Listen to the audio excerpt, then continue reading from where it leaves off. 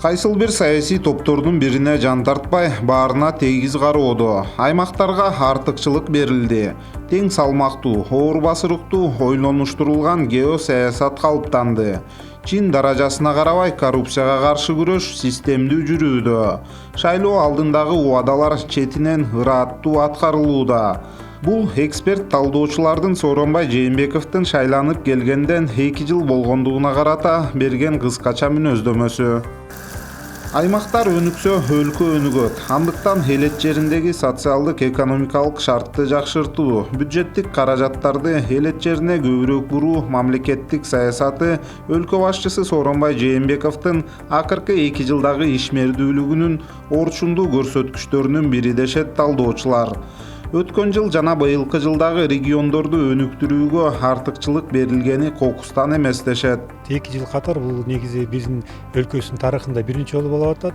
Региондордун өнүгүү жылдары деп жарыяланганда, албетте баарыбыз эле түшүнүп атабыз. Күчтүү өлкө бул демек күчтүү региондор болгондо ошо жерден чыгат да. Негизи бийликтин, мамлекеттик бийликтин, жалпы элдин бак убат турмушу тамыры ошо региондордо турат да. Аны албетте президент түшүнүп эле ошол тарапка көбүнчө көңүл буруп атат. Аймактар өнүкпөсө эч кандай мындай же мигранттык проблема болобу, же социалдык проблема, же мындай жумушсуздук, же даже кылмыш иштерди чече албайбыз. Эмне үчүн?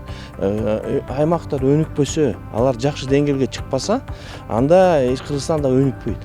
Ошон үчүн Кыргыз Республика президенти чоң максат койду. Мынау өткөн жылы бизде болду, бул жыл аймактарда өнүккөн жылы. Бүгүнкү жыл уже өнүккөн цифровизация болду, санариптештирүү Кыргызстан. Эмне үчүн? Бир жагынан аймактарды өстүрүш керек.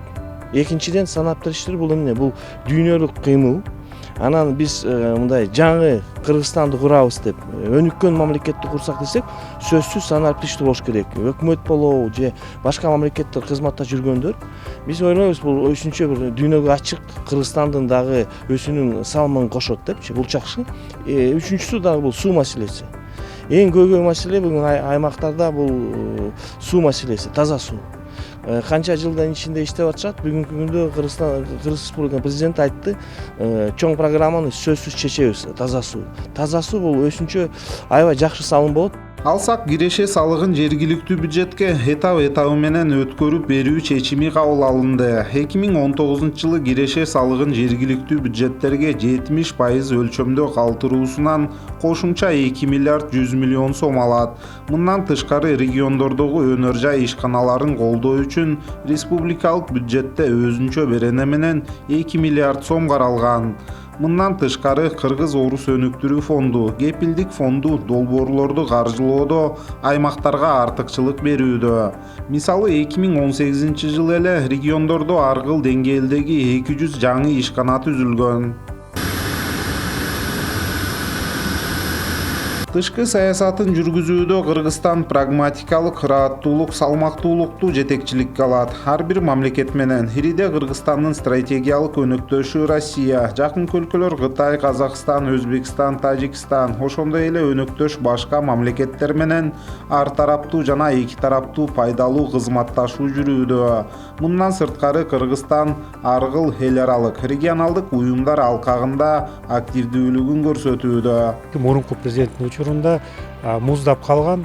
Аны караганда албетте биринчи күндөн баштап эле ал чоң маселе болчу. Канча мамлекеттик жана расмий жана иш сапар менен Орусияга, Туркияга, Казакстанга, Өзбекстанга, Индияга жана башка өлкөлөргө барып келгенде, негизи өткөн жылы 6-чы түрк тилдүү мамлекеттердин саммити Чолпон Ата шаарыбызда өткөрүп калган. Себеби ал Бишкектин кезеги болчу. 2 жыл катар биз аны аткарган жокпуз. Себеби биздин саясий жетекчиликтин мамилеси Казакстандын, Түркиянын жана Азербайжандын жетекчилери менен муздап калган үчүн ошо менен эле биз мындай айтканда Кыргызстанга эч ким конокко келбей эле калган. Тышкы саясатыбыз бир тараптуу болуп калган. Биз шериктеш мамлекеттер менен жакшы мамиле болгон жокпуз. Түркия болобу, же Өзбекстан, Казакстан, же батыш мамлекеттер Кыргыз Республика президенти келгенден кийин тышкы саясатыбыз геосаясаттык баланска болду. Көп тараптуу болуп калды. Президент Жээнбековдун 2 жылдык мөөнөтүндө эксперттер бөлүп көрсөткөн дагы бир багыт коррупция менен күрөш. Талдоочулар коррупция менен күрөшүү Сооронбай Жээнбековдун шайлоо алдындагы программасынын бир чоң блогу болгонун белгилешет.